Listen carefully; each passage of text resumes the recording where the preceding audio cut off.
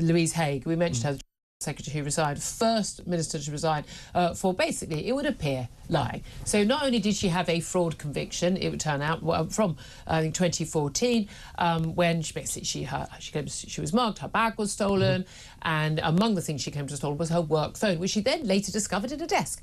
It's really weird because if you thought your phone was in your bag, I've never put a phone away other than a phone that I no longer need. It's your backup.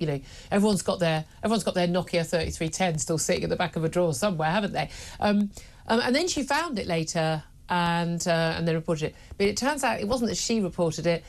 Her office said, "Oh, we've been alerted that this phone that was stolen has been turned on and it's in your house." Yes. So yeah, it's now emerged, given that she had told Keir Starmer, we are told. And Keir Starmer knew that she had this fraud conviction, but it was 10 years old. It wasn't going to be an issue for her joining the shadow cabinet and then the cabinet. It would have to be declared, of course, on any forms for vetting. It appears that he hadn't been told the full story. And there were some concerns by her company, which I think was an insurer themselves, I think, that they were rather unhappy. She had other phones that had gone lost or stolen, but also the crucial claim from we understand police sources are telling people is that when she took a photo of the phone that she said had been stolen, she had a photo to say this is the phone that was stolen to be replaced on the insurance. It was a photo that was taken according to the metadata, because they can track these things, after the phone was already stolen. Yes. Which suggests that it was a deliberate fraud rather than an inadvertent fraud. I always thought it was rather bizarre that she'd actually been done for this anyway. I mean, I had my bag stolen. It didn't have my phone in, but there were various items. In fact, one I put in claim for AirPods.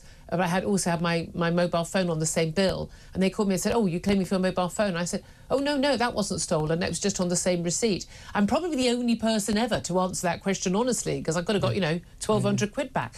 But it does look like what she did was really, really rather serious. Yeah, look, I mean, on the one hand, she's a clear contender for world's stupidest criminal, and on the other hand, what she did was, really deeply wrong. I mean, I had my phone stolen a few weeks ago. Mercifully, the police actually discovered it. Somebody tracked down the phone. It was one of these bike thefts. They recovered it to me the very next day. I didn't think that ever happened. And I withdrew my insurance claim within minutes. I mean, that's what I would do. But the really concerning bit is that Keir Starmer was informed that a member of his shadow cabinet had been convicted of fraud by false representation. And he seemed to view this as a qualifying feature to be in his cabinet. He says, well, you can delude people into giving you things. Come right on in. We need a little bit more talent like you. Yeah. We need a few more fraudsters, because we're about to tell the British public that we're not going to put their taxes up before we do. It's quite happy to have Rachel Reeves, who was or was not an economist in various different jobs, and has changed her LinkedIn CV now to suggest that she had been, a bit economical with the truth. We've reached the point where grotesque dishonesty is a qualifying criteria to be appointed to the Labour cabinet. Among the things you would be sacked from, you'd be sacked from your job for, would be lying on your CV, for goodness sake. What do you make of the Mail on Sunday yesterday? I was a bit annoyed by this story, because I think this is a bit of a cheap hit. Liz Kendall, the Work and Pensions Secretary, who, by the way, didn't make the decision on the pensioner winter fuel payments. That would have been a decision made by Keir Starmer and Rachel Reeves. The idea that the Work and Pensions Secretary gets any say on these things is a load of nonsense. But the front page story, she's got a £4 million house with her very rich banker partner in Notting Hill. She claims for her heating allowance on the MP's expenses for her second home in her constituency, and she's claiming about £350 a month. And of course, they're taking £300 winter fuel allowance away from some of the poorer pensioners. It's a nice, tidy sum to match up. It makes a point that MPs are able to claim, even though her combined salary with her partner is, about £750,000 or something. But nevertheless, MPs are allowed to claim for their second home. If you go away for work, I don't care what salary level you're on, if you go away for work, you're not expected to pay for your own hotel unless you are freelance, right? Your employer, we are the employers, and the taxpayer pays for them to have a second home, which they have to have in their constituency.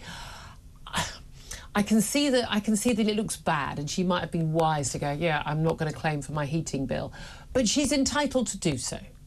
Well, She absolutely is. But here's the thing. Every member of this Labour cabinet, insofar as I can see, with the possible exception of Angela, lives a life very, very, very different from those people they claim to represent. What's wrong with that, though?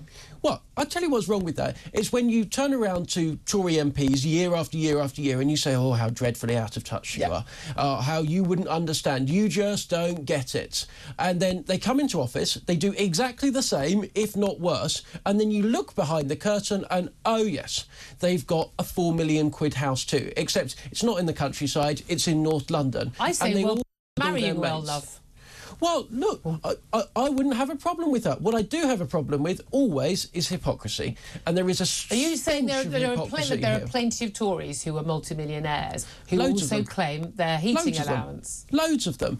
And when the shoe was on the other foot, Labour politicians, like Liz Kendall, got glee, enormous satisfaction out of sticking the boot in. And it's happening to them now. Well, look, what goes around comes around. OK, that's a fair point. I'm going to squeeze in, very naughty, just another quick call on this, a Gregg Wallace story, before we talk to Roger Bolton, as a former BBC executive, about the implications for the BBC. Steve is on the line. He's in London. Steve, you're supporting Gregg Wallace. I am, because I've worked in television before as a photographer at the BBC for 10 years, and the innuendo and the sexual advances made towards me as a straight guy by gay men at the BBC. I don't think there were many straight men at the BBC at the time. I was a freelancer. You know, I could write a book on it. I could probably retrospectively take a lot of these people to task, but I'm not going to do that. And I think that, you know, like Kirsty Walk, for instance, you know, she's had so many top people on the rack before at Newsnight, and then 12 years later, or 11 years later, she comes out with this. I just think... No, apparently she complained at the time. Well, she may well have, but, you know, I mean, why wasn't anything done about it? I think... Well, that's the point.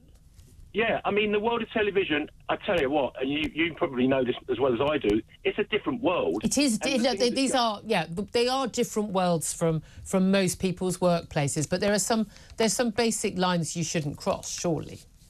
Well, no, I agree with you on that. I just think that the retrospective element of it all coming out now is a bit unfair on Gregg Wallace. He may, and I know loads of things that are said that should go in one ear and out the other. With the normal people, I know women that are not celebrities that, you know, undergo this all the time in bars. And I think you mentioned it before about being at a bar and, you know, once you've said to someone, go away, they start getting nasty. That happens all the time, every day of the week. But I just think it's a little bit unfair. I think had he been a Rory Stewart or a Douglas Murray saying that, his accent would have... You think it's a class thing? I think exactly... do you know what I think? I think he got away with it because he was working class, and they I don't think he did. I think he got away with it because they thought it was OK. Well, listen, I just think my point really is the retrospective way that everyone's piling on now, and he's not going to get away with it. Do you know what? Fortunately for him, he's age now where I assume he's financially OK. Yeah, and well, he's got a lot of ex-wives, so maybe, and they're quite a lot younger ex-wives, so maybe not. But listen, if his video yesterday on whatever it was, that said, yeah, you know what, I did behave in a boorish way years ago, but you know what, I was talked to about it, I've changed my behaviour, and I understand that you can't do that anymore, and I've done, that would be different, but he didn't. See,